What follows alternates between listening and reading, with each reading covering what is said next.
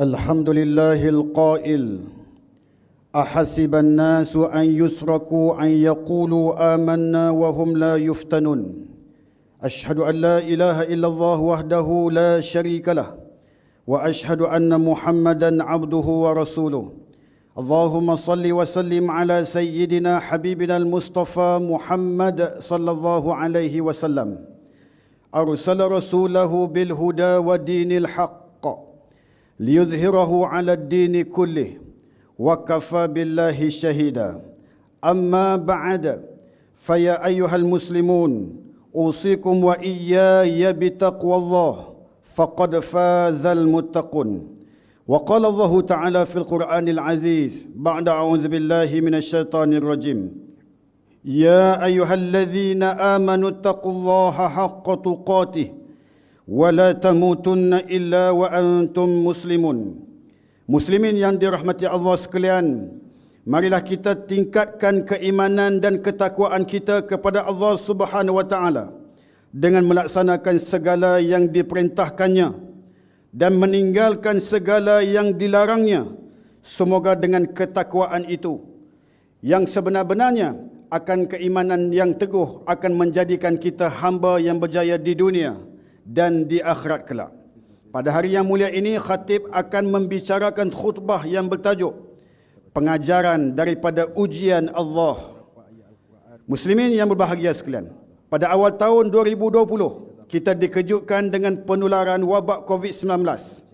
Kesan daripadanya telah mengakibatkan banyak jiwa yang terkorban. Penularan wabak ini masih berlaku sehingga kini.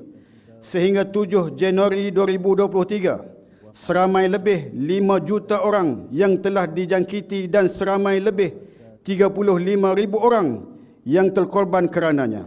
Semua yang berlaku ini adalah kehendak Allah Subhanahu wa taala yang maha berkuasa untuk menguji hamba-hambanya.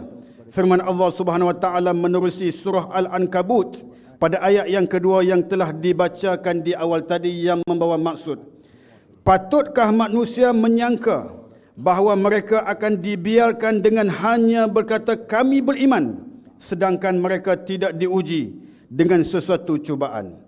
Menurut Ibnu Katsir dalam tafsirnya, Allah Subhanahu wa taala berhak menguji hamba-hambanya yang beriman sesuai dengan keimanan yang mereka miliki. Semoga ujian yang datang daripada Allah Subhanahu wa taala ini dapat dijadikan pengajaran buat kita semua. Antaranya, menghadapi setiap ujian yang datang dengan sabar. Hanya mereka yang sabar menghadapi ujian Allah Subhanahu wa taala ini yang akan mendapat kejayaan di dunia dan di akhirat kelak. Firman Allah Subhanahu wa taala dalam surah Al-Baqarah pada ayat 155. وَلَنَبْلُوَنَّكُمْ بِشَيْءٍ مِّنَ الْخَوْفِ وَالْجُوعِ وَنَقْصٍ مِّنَ الْأَمْوَالِ وَالْأَنفُسِ وَالثَّمَرَاتِ وَبَشِّرِ الصَّابِرِينَ. Demi sesungguhnya kami akan menguji kamu dengan sedikit perasaan takut kepada musuh dan dengan merasai kelaparan dan dengan berlakunya kekurangan dari harta benda dan jiwa serta hasil tanaman kamu. Dan berilah khabar gembira kepada orang-orang yang sabar. Dengan berkata kesabaran, dengan berkat kesabaran yang tinggi, Allah Subhanahu wa taala juga telah berjanji untuk menganugerahkan pahala yang banyak kepada hamba-hambanya melalui firman Allah Subhanahu wa taala dalam surah Az-Zumar pada ayat yang ke-10. Kata Allah, innama yuwaffas sabirun ajrahum bighairi hisab. Sesungguhnya orang-orang yang bersabarlah sahaja yang akan disempurnakan pahala mereka dengan tidak terkira. Namun perlu diingat bahawa semua ujian yang datang daripada Allah Subhanahu wa taala merupakan rahmah Allah Subhanahu wa taala bagi hamba-hambanya. Mereka yang terus sabar menghadapinya dengan keimanan yang tinggi kelak akan mendapat sebesar-besar ganjaran di sisi Allah Subhanahu wa taala. Dalam sebuah hadis yang diriwayatkan daripada Aisyah radhiyallahu anha, beliau bertanya kepada baginda Nabi sallallahu alaihi wasallam mengenai wabak taun. Maka baginda Nabi sallallahu alaihi wasallam bersabda yang membawa maksud bahawa wabak taun itu adalah satu azab, yakni bala daripada Allah yang diberikan kepada sesiapa yang dikehendakinya, dan Allah menjadikannya sebagai rahmah bagi hambanya yang beriman. Seseorang hamba yang berada di negeri yang ditimpa wabak taun, jika dia sabar menghadapi bala itu serta mengetahui yang dia tidak akan terkena kecuali menurut apa yang telah ditentukan Allah baginya, pahala seperti pahala orang yang mati syahid. Hadis sahih riwayat Imam Al-Bukhari. Muslimin yang dirahmati Allah sekalian, dalam menghadapi ujian Allah Subhanahu wa taala ini juga kita diajar untuk tidak berhenti mengharapkan pertolongan dan petunjuk daripadanya. Hanya Allah Subhanahu wa taala tempat kita memohon segala hajat, dan hanya Dia sahajalah yang mengetahui apa yang terbaik buat hamba-hambanya. Justru itu kita seharusnya sentiasa berdoa kepadanya, bukan hanya ketika dalam kesusahan sahaja, bahkan ketika senang, agar kita sentiasa diberikan petunjuk dan rahmat Allah Subhanahu wa taala. Hadis daripada An-Nu'man bin Bashir radhiyallahu anhu bahwasanya Nabi sallallahu alaihi wasallam pernah bersabda, "Inna ad-du'a'u huwal ibadah." Thumma qara'a wa qala rabbukum ud'uni astajib lakum. Kata Nabi sallallahu alaihi wasallam, doa adalah ibadah. Kemudian baginda membaca ayat, dan Tuhan kamu berfirman, berdoalah kamu kepadaku, niscaya aku perkenankan doa permohonan kamu itu. Hadis riwayat Abu Daud. Allah Subhanahu wa taala juga telah berjanji untuk memperkenankan doa hamba-hambanya yang sabar. Dalam sebuah hadis Nabi sallallahu alaihi wasallam daripada Abu Hurairah radhiyallahu anhu bahwasanya Nabi sallallahu alaihi wasallam pernah bersabda, yustajabu li ahadikum ma lam ya'jal fayaqul da'autu falam yustajab li. Sadaqa Rasulullah sallallahu alaihi wasallam. Pasti diterima doa di antara kamu selama mana ia tidak terburu-buru, iaitu ia berkata, aku telah berdoa dan tidak diterima daripada aku. Muttafaqun alaih. Hadis sahih. Bagi mereka yang sombong dan malas untuk berdoa adalah menjadi satu kemurkaan Allah Subhanahu wa taala ke atas mereka. Peringatan ini disampaikan oleh baginda Nabi sallallahu alaihi wasallam menerusi sebuah hadis Nabi sallallahu alaihi wasallam daripada Abu Hurairah radhiyallahu anhu bahwasanya Nabi sallallahu alaihi wasallam pernah bersabda, "Man lam yas'alillah yaghdab alaih." Barang sesiapa yang tidak berdoa kepada Allah, maka Allah SWT akan murka kepadanya. Hadis riwayat Imam At-Tirmizi. Oleh itu marilah kita bersama-sama terus menadah tangan berdoa kepada Allah Subhanahu wa taala agar diri, keluarga dan negara kita dilindungi daripada wabak yang masih menular ini. Semoga berkat kesabaran kita memohon kepada Allah Subhanahu wa taala, wabak ini akan segera dihilangkan dari muka bumi ini. Pohonlah juga kepada Allah Subhanahu wa taala agar kita dapat menghadapi segala ujian yang mendatang dengan penuh kesabaran. Hadirin tetamu Allah yang berbahagia sekalian, di samping terus berdoa supaya Allah Subhanahu wa taala memelihara kita daripada ujian berat, bala dan penyakit, kita juga dianjurkan untuk senantiasa menjaga kebersihan diri. Ini kerana Islam menuntut umatnya untuk menjaga kebersihan, kerana kebersihan adalah asas kepada kesihatan. Dengan kesihatan yang baik, umat Islam dapat beribadah dan melaksanakan tugas seharian dengan sempurna. Allah Subhanahu wa taala amat menyukai hamba-hambanya yang cintakan kebersihan serta sentiasa menjaganya. Firman Allah Subhanahu wa taala dalam surah At-Taubah pada ayat 108. A'udzubillahi minasyaitonirrajim. Fihi rijalun yuhibbuna an yatatahharu wallahu yuhibbul mutahhirin. Di dalam masjid itu ada orang-orang laki-laki yang suka mengambil berat, membersihkan dan mensucikan dirinya. Dan Allah Subhanahu wa taala mengasihi orang-orang yang membersihkan diri mereka, zahir dan batinnya.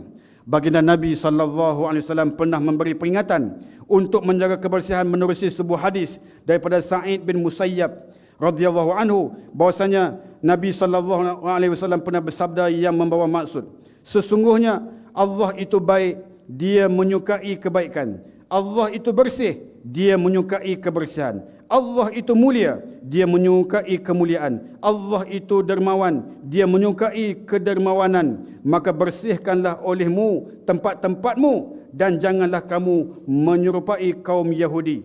Hadis riwayat Imam At-Tirmizi. Muslimin yang dirahmati Allah sekalian, mengakhiri khutbah pada hari ini, marilah kita ambil pengajaran daripada perkara-perkara berikut. Yang pertama, umat Islam hendaklah meyakini segala musibah yang berlaku adalah kehendak Allah Subhanahu wa taala untuk menguji hamba-hambanya.